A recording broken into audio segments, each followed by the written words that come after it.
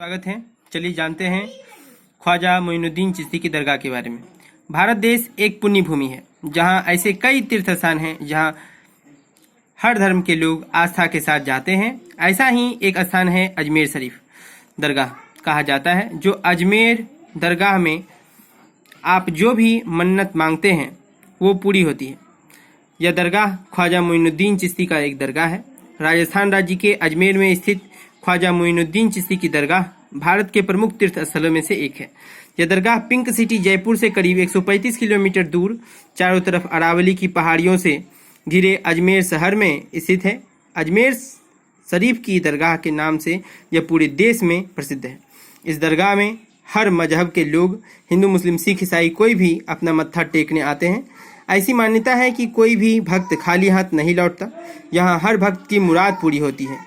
यहाँ देश के पहले प्रधानमंत्री पंडित जवाहरलाल नेहरू, बीजेपी के दिग्गज नेता स्वर्गीय अटल बिहारी वाजपेयी, देश की पहली महिला PM Indira Gandhi, Barack Obama सहित कई नामचीन हस्तियां यहाँ आते हैं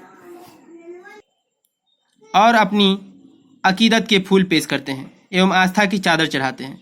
इसका निर्माण सुल्तान गयासुद्दीन खिलजी ने करवाया था। इसके बाद मुगल सम्राट हुमायूं समेत कई मुगल शासकों ने इसका विकास करवाया। इस दरगाह में कोई भी सिर खोलकर नहीं जा सकता। बाल ढक कर ही ख्वाजा की मजार पर मत्था टेकने की अनुमति है। ऐसा इसलिए किया जाता है ताकि हम उसका सम्मान कर सकें। इतिहास: अजमेर शरीफ ख्वाजा मोइनुद्दीन हसन चिश्ती का बेहद भव्य एवं आकर्षक मकबरा है। इसे ख्वाजा गरीब नवाज दरगाह के नाम से भी जाना जाता है। यह एक प्रसिद्ध सूफी संत थे, साथ ही साथ इस्लामिक विद्वान और दार्शनिक भी थे। इसकी ख्याति इस्लाम के महान उपदेशक के रूप में विश्व भर में फैली हुई है। इन्होंने अपने महान विचारों और शिक्षाओं का प्रचार प्रसार किया। उन्हें भारत में इस्लाम को संस्थापक अर्थात इस्लाम धर्म के संस्थापक के रूप में भी माना जाता है। उनकी अद्भुत एवं चमत्कारी शक्तियों की वजह से वे मुगल बादशाहों के बीच भी काफ़ी लोकप्रिय हो गए थे। उन्होंने अपने गुरु उस्मान हारूनी से मुस्लिम धर्म की शिक्षा ली एवं इसके बाद उन्होंने धर्म के प्रचार प्रसार के लिए कई यात्राएं की एवं अपने महान उपदेश दिए। ख्वाजा गरीब नवाज ने पैदल ही हज यात्रा की थी। वहीं ऐसा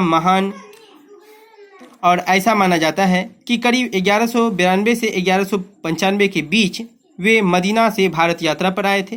वे भारत में मोहम्मद से आशीर्वाद प्राप्त करना चाहते थे।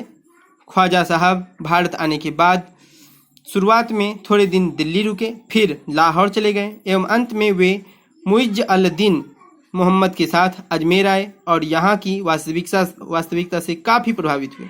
उसके बाद उन्होंने अजमेर रहने का ही फैसला किया और यहाँ उन्हें काफ़ी सम्मान भी मिला। ख्वाजा मोइनुद्दीन हसन चिश्ती के पास कई चमत्कारिक शक्तियाँ भी थीं, जिसकी वजह से लोगों का उसके प्रति काफ़ी विश्वास था।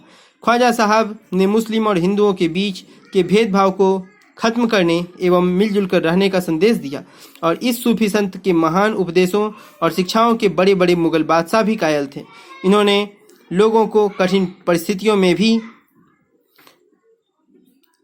खुश रहना और एक साथ मिलकर रहना सिखाया।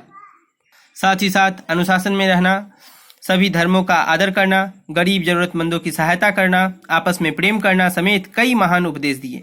उनके महान उपदेश और शिक्षाओं ने लोगों पर गहरा प्रभाव छोड़ा और वे उनके मुरीद हो गए।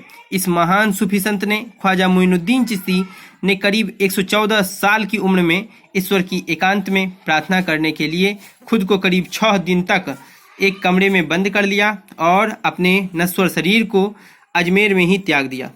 वहीं जहां उन्होंने अपनी देह त्यागी थी, वही ख्वाजा साहब का मकबरा बना दिया गया, जो कि आज अजमेर शरीफ की दरगाह, ख्वाजा मोइनुद्दीन चिश्ती की दरगाह और ख्वाजा गरीब नवाज की दरगाह के रूप में मशहूर है।